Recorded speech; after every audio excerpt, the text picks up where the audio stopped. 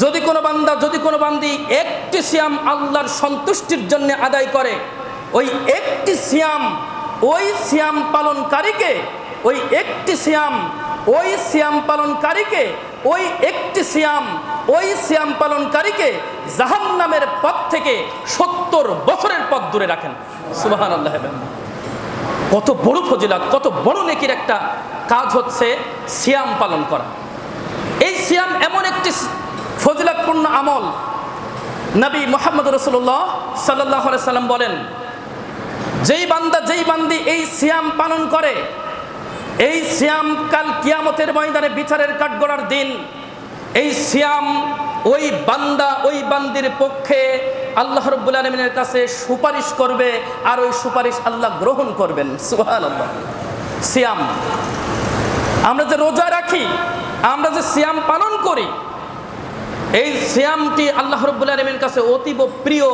এই হাদিসগুলি দ্বারা বোঝা যায়। দেখেন তো, আরাফাতের সিয়াম মাত্র একটি সিয়াম, একটি সিয়াম পালন করলে তার পূর্বের 1 বছরের গুনাহ, পরের 1 বছরের গুনাহ, মোট 2 বছরের গুনাহ আল্লাহ ক্ষমা করবেন। এই সংবাদ দেওয়ার মূল কারণ কি? এই সংবাদ দেওয়ার মূল কারণ হচ্ছে এই, আপনাকে আমাকে দেখিয়ে দিচ্ছে, বান্দা তুমি গুনাহ করেছো, তুমি গুনাহ করবা, এটাই বাস্তবতা যে তুমি গুনাহ করবা। গুনাহ করার পরে তুমি যে ভুল করেছো, এই ভুল করার পরে উত্তম ভুলকারী, উত্তম তওবাকারী সেই যে ওই ভুল করার পরে সাথে সাথে সে তওবা করে, বুঝে ফিরে আসে, ও সে উত্তম ভুলকারী। অর্থাৎ ভুল আমাদের দ্বারা হবে, কিন্তু আমরা কি করব? সাথে সাথে তওবা ইস্তেগফার ফিরে আমরা কি করব? আমরা ফিরে আসব।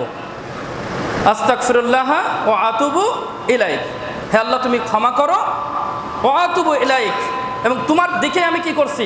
ফিরে যাচ্ছি, তুমি আমাকে ক্ষমা করো।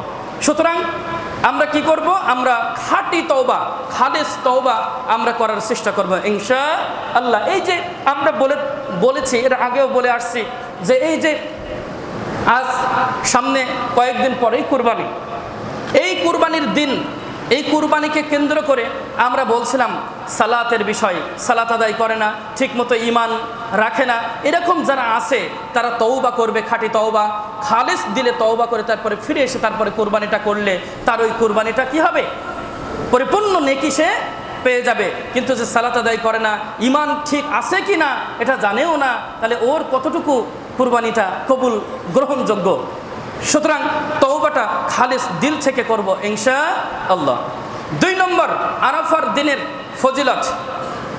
2 নম্বর, সহিহ মুসলিম হাদিস নম্বর 1348 আসছে যে রাসূল কারীম সাল্লাল্লাহু আলাইহি সাল্লাম বলছেন যে আল্লাহ রাব্বুল আলামিন বছরের 365 দিনের ভিতরে অন্য সকল দিনগুলিতে যেই পরিমাণ বান্দা বান্দির ক্ষমা করেন, তার তুলনায়, ওই দিনগুলির তুলনায় এই আরাফাতের দিন আল্লাহ রাব্বুল আলামিন অধিক সংখ্যক বান্দাকে ক্ষমা করে দেন। সুবহানাল্লাহ।